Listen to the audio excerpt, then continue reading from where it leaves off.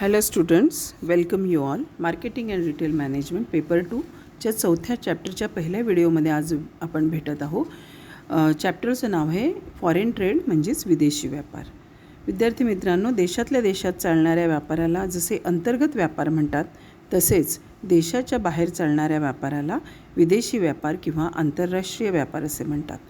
विदेशी व्यापार हा देशाच्या सीमा ओलांडून परदेशाशी केला जातो. दोन किंवा जास्त देशातील व्यक्ती किंवा संस्थांमध्ये जेव्हा वस्तू किंवा सेवा यांच्या खरेदी विक्रीचा व्यापार होतो, तेव्हा त्या व्यवहाराला विदेशी व्यापार असे म्हणतात. दुसऱ्या देशाकडून अथवा व्यवसाय संस्थेकडून वस्तू व सेवांची खरेदी करणे म्हणजे आयात व्यापार होय, आणि दुसऱ्या देशाला आपल्या देशातील वस्तू विकणे म्हणजे निर्यात व्यापार होय. आज आपण बघितलं तर कोणताही देश स्वयंपूर्ण नाही. प्रत्येक देशातील लोकांच्या तिथले समाजाच्या गरजा ह्या वेगवेगळ्या असतात. त्याच्यामुळे एकाच देशातील उत्पादनाने पूर्ण होत नाही. स्वयंपूर्णपणे स्वावलंबी देश आजच्या आधुनिक काळात अस्तित्वात नाही. काही देशांना निसर्गाचं देणं लाभलेलं आहे, तर काही ठिकाणी नुसते कुरणं आहेत, काही ठिकाणी बर्फाच्छादित प्रदेश आहे. त्याच्यामुळे सगळ्याच वस्तू सगळीकडे होत नाही. तर अशा वेळेला विदेशी व्यापाराचं खूपच महत्त्व आहे. आणि काही जसं वस्तू निर्माण होतात त्याचं रॉ मटेरियल एखाद्या क्षेत्रात जर होत असेल, तर तिथे वस्तूचं उत्पादन खर्च नॅचरली कमी येईल. तर अशा वेळेला तिथे वस्तू मोठ्या प्रमाणात करून मग त्या इतर देशात जशी त्याची गरज असेल त्याप्रमाणे त्याचा पुरवठा करणे, हे सुद्धा विदेशी व्यापाराचं एक महत्त्वाचं आपण हे म्हणू, उपलब्धी म्हणू. वाहतुकीची व दळणवळणाची आधुनिक साधने, तांत्रिक ज्ञानाची विस्मयकारक प्रगती, जागतिकीकरण, मुक्त व्यापार व्यवस्थेचा स्वीकार इत्यादीमुळे विदेशी व्यापार फार मोठ्या प्रमाणात वाढलेला आपल्याला दिसून येतो. आपणही आपल्या भारत देशाने 1991मध्ये मुक्त अर्थव्यवस्था अंगीकारली आहे. जागतिकीकरण अवलंबलं आहे. तर जागतिकीकरण म्हणजे संपूर्ण जग ही एक बाजारपेठ आहे. कुठल्याही देशातील व्यक्ती दुसऱ्या देशात जाऊन आपल्या वस्तू, टेक्नॉलॉजी विकत घेऊ शकतो किंवा विकू शकतो. आता विदेशी व्यापाराची अर्थ आणि व्याख्या. विदेशी व्यापार आपल्याला माहिती आहे की दोन किंवा त्यापेक्षा जास्त देशातील व्यवसाय संस्थांमध्ये ज्यावेळी वस्तू आणि सेवा यांच्या खरेदी विक्रीचे व्यवहार होतात, तेव्हा त्या व्यापाराला आपण विदेशी व्यापार म्हणतो. परदेशातील लोकांकडनं वस्तू घेणे, सेवा विकत घेणे, टेक्नॉलॉजी विकत घेणे आणि परदेशाला ते विकणे, यालाही विदेशी व्यापार म्हणतात. आता विदेशी व्यापार हा 3 गटात विभागला जाऊ शकतो. एक आहे निर्यात व्यापार. जेव्हा आपण म्हणजे आपल्या देशातील वस्तू किंवा सेवा परदेशात विकल्या जातात तेव्हा त्याला निर्यात व्यापार म्हणतात.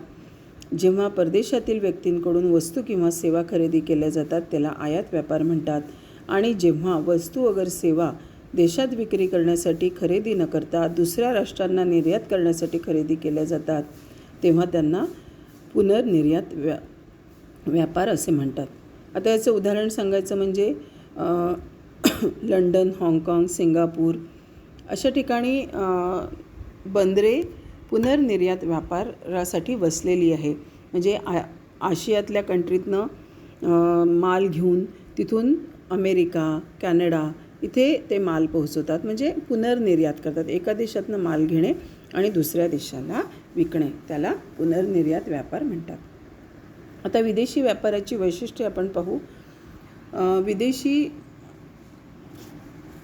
व्यापाराअंतर्गत 2 देशांचा समावेश होत असतो, हे तर आपल्याला माहितीच आहे. विदेशी व्यापारात प्रत्येक देशाचे चलन वेगवेगळे असल्याने आयात निर्यातीकरता विदेशी चलनाचा वापर करावा लागतो. विदेशी व्यापारात आयात निर्यातदारांमध्ये भौगोलिक अंतर जास्त असते. अनेक कायदेशीर व तांत्रिक बाबीचा समावेश असतो, कारण प्रत्येक देशाच्या जे कायदे असतात ते वेगवेगळे असतात. आणि आपल्याला जर दुसऱ्या देशात वस्तू विकायच्या असतील तर त्या कायदे आपल्याला समजून घेऊन त्यानुसारच वस्तू विकाव्या लागतात. आणि त्याच्यासाठी अनेक मध्यस्थांची मदत घ्यावी लागते. आपण विद्यार्थी मित्रांनो, आपण पाहिलं आहे कृषी विपणन असो किंवा आपलं वस्तूचं विपणन असो, मध्यस्थांची एक लांबलचक साखळी असते. तशीच विदेशी व्यापारातही आहे. अनेक आपल्या देशात म्हणा किंवा परदेशात म्हणा अनेक मध्यस्थ याच्यासाठी काम करत असतात. वस्तूच्या आयात निर्यातीकरता कायदेशीर अटी, नियम आणि पद्धतीचे आपल्याला पालन करावे लागते, कारण प्रत्येक देशाच्या कायदे अटी या वेगवेगळ्या असतात. विदेशी व्यापारातील जोखीम अंतर्गत व्यापाराच्या तुलनेत जास्त असते, कारण भौगोलिक अंतर खूप असतं. वस्तू पोचताना कदाचित त्या खराब होण्याचा चान्स असतो, किंवा जर ऑर्डरप्रमाणे वस्तू मिळाल्या नाही तर त्या परत करणे, असे अनेक गोष्टी असतात. तर त्याच्यामुळे विदेशी मध्ये जोखीम जास्त असते, पण विदेशी व्यापाराचे महत्त्वही तेवढेच आहे. ते आपण पाहू. विदेशी व्यापाराचे महत्त्व. विदेशी व्यापाराचे महत्त्व सर्वच देशांना जाणवते. जगातील बहुतेक देशांना विदेशी व्यापाराची आवश्यकता असते, कारण आपल्याला माहितीच आहे की प्रत्येक ठिकाणी प्रत्येक वस्तू निर्माण होत नाही. प्रत्येक देश व्यापारातील सहभाग वाढवण्याच्या दृष्टीने प्रयत्न करत असतात. विकसित, विकसनशील व अविकसित देश विदेशी व्यापारापासून अनेक लाभ घेऊ शकतात. कारण आपल्याला माहितीच आहे की आपण आपलं साधं उदाहरण घेतलं, भारताचं रुपये हे चलन आहे, अमेरिकेचं डॉलर आहे, युरोपियन कंट्रीजमध्ये घेतलं तर युरो आहे. तर आपल्या रुपयामध्ये आणि त्यांच्या डॉलरमध्ये फरक आहे. आपले 65 ते 70 रुपये म्हणजे $1 आणि 45 ते 50 रुपये म्हणजे युरो. म्हणजे आपल्या देशातल्या उत्पादकाला परदेशात वस्तू पाठवणे कधीही फायद्याचं ठरतं, आणि त्याच्यामुळे अनेक रोजगारसुद्धा निर्माण होतात. तर त्याच्यातलं पहिलं महत्त्व आहे नैसर्गिक साधनसामुग्रीचा पुरेपूर उपयोग व मोठ्या प्रमाणावरील उत्पादन. जसं मी तुम्हाला सांगितलं की काही देशांजवळ काही नैसर्गिक सामुग्री भरपूर प्रमाणात असते. अशा देशांना उपलब्ध असलेल्या नैसर्गिक साधनसामुग्रीचा पुरेपूर उपयोग करून घेता येतो, आणि तिथेच मोठ्या प्रमाणावर उत्पादन खर्चात बचत करून दुसऱ्या देशांना पण आपण थोड्या कमी किमतीत वाजवी किमतीत वस्तू विकू शकतो. विशेषीकरणाचा लाभ. प्रत्येक देश त्याची भौगोलिक परिस्थिती विचारात घेऊन विशिष्ट वस्तू व सेवांचे उत्पादन करतो, कारण त्याला ते विशेष फायद्याचे असते, कारण तिथे त्याला ती नैसर्गिक परिस्थिती तशी असते त्या वस्तूंसाठी. त्याच्यामुळे ज्या वस्तूचे उत्पादन करणे अधिक खर्चिक असते अशा वस्तू आपण इतर देशातनं आयात करू शकतो. त्याच्यामुळे या विशेषीकरणाचा सर्व देशांना लाभ होतो. त्यानंतर आर्थिक विकासाला गती. विकसनशील देशाला आर्थिक विकासासाठी आवश्यक असणाऱ्या यंत्रसामुग्री, तंत्रज्ञान, कच्चा माल इत्यादी आयात करून आर्थिक विकास घडवून आणणे शक्य होतं. याच्यात आपलंच उदाहरण, भारताचं खूप मोठं उदाहरण आहे. जेव्हापासनं 1991 आपला CTBT करार झाला तेव्हापासनं बाहेरच्या देशातील अनेक टेक्नॉलॉजी आपण भारतामध्ये आणल्या, आणि मग आपल्या ऑटोमोबाईल इंडस्ट्रीमध्ये, आपल्या यंत्रसामुग्री याच्यामध्ये खूप जमीन आसमानचा फरक झाला. प्रोडक्टिव्हिटी वाढली आणि टेक्निकली खूप चांगल्या वस्तू निर्माण होऊ लागल्या. जसं आपण पाहतो सुझुकी, हिरो होंडा अशा प्रकारचे बाहेरच्या टेक्नॉलॉजी आणि उत्पादन आपल्या देशात. तर अशा रीतीने सुद्धा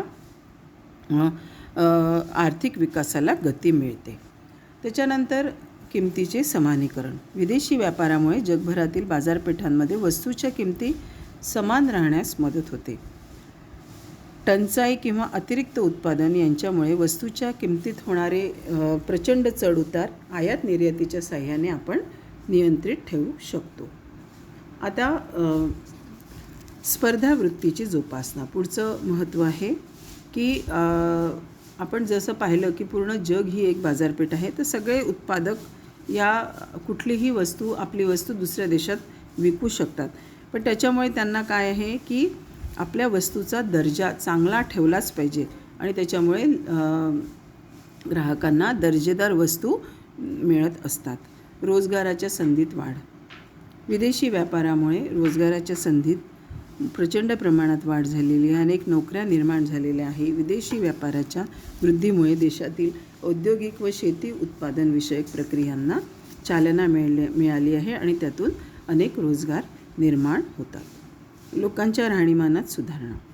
ज्या वस्तूचे उत्पादन किफायतशीररित्या करता येत नाही त्या अशा वस्तू आपण बाहेरच्या देशातनं मागवू शकतो, आणि दुष्काळजन्य परिस्थिती वगैरे असेल तर त्याच्या अडचणीवर मात करू शकतो. त्याच्यानंतर आहे सांस्कृतिक संबंधाचा विकास. विदेशी व्यापारामुळे जगभराचे देश एकमेकांच्या जवळ येतात व्यापारी संबंधाबरोबर सांस्कृतिक संबंधही स्थापित होतात. त्याच्यामुळे विज्ञान, साहित्य, संगीत इत्यादी क्षेत्रातही आदानप्रदान करता येतं आणि आपल्या संस्कृतीचा विकास करता येतो. आता विदेशी व्यापाराचे फायदे आणि तोटे. फायदे पाहू आपण. ज्या वस्तूचे उत्पादन देशात होत नाही अशा वस्तू आयात करणे म्हणजे बाहेरच्या देशातून मागवणे, कारण त्याचा उत्पादन खर्च आपल्या देशात जास्त असतो. विपुल प्रमाणात उत्पादित होणाऱ्या वस्तूची विदेशी व्यापारात विक्री करून परकीय चलन प्राप्त करणे. मी तुम्हाला आधीच सांगितलं आहे की आपल्या चलन आणि इतर देशाच्या चलनात फरक असल्यामुळे आपण त्या फरकामधनं आपण बराच फायदा करून घेऊ शकतो. देशांतर्गत उपलब्ध असलेल्या नैसर्गिक सामग्रीचा पुरेपूर उपयोग करणे. विकसनशील देशांना विकसित देशाकडून सुधारित तंत्रज्ञान आणि आवश्यक ते सहाय्य मिळते. तर अशा रीतीने सगळीच इंडस्ट्री जी आहे ती विकसित होऊ शकते. जागतिक बाजारपेठेतील स्पर्धेचे अस्तित्व असल्याने उत्तम दर्जाच्या वस्तूची निर्मिती करण्याकडे उत्पादकांचा कल जातो. तर हे झाले विदेशी व्यापाराचे फायदे. आता विदेशी व्यापाराचे तोटे किंवा मर्यादा कमीच आहे पण तरी आहेत. कधीकधी काय होतं की नैसर्गिक सामग्री विपुल प्रमाणात असते आणि ती निर्यात करण्यासाठी खूप मोठ्या प्रमाणात प्रचंड प्रमाणात वस्तूचं उत्पादन केल्यामुळे कधीकधी ती नैसर्गिक साधनसामुग्री संपुष्टात येण्याची भीती असते.